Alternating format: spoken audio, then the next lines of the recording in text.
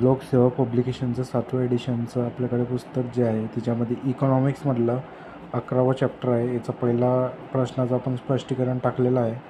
आता दुसरा प्रश्न आपण घेऊया. तर दुसरा प्रश्न आहे 2024चा जो 2 फेब्रुवारी 2025ला पेपर झालेला आहे त्याच्यावरती आहे.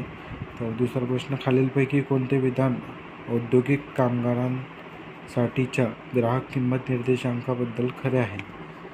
आता याच्यामधलं पहिलं, दुसरं, तिसरं, चौथं. तर ऑप्शन नंबर 4 आहे. औद्योगिक कामगारांना वाजवी वेतन मिळून त्यांचे जीवनमान चांगले राखण्यास हे मदत करते. आता जो प्रश्न आहे मित्रांनो, त्याचं बाकीचे ऑप्शन वाचण्यामध्ये काही फायदा नाही आहे जर का आपल्याला तिसरंच जर का बरोबर असलं. फक्त तिथे स्पष्टीकरण आपण पाहूया.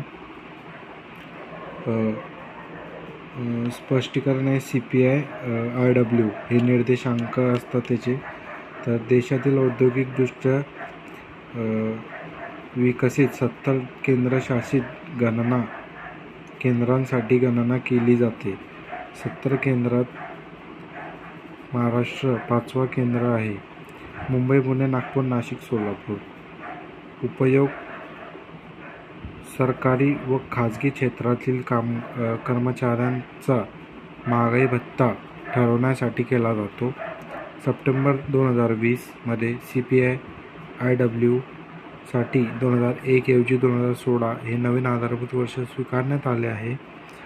आता 463 वस्तू व सेवा विचारात घेतल्या जातात.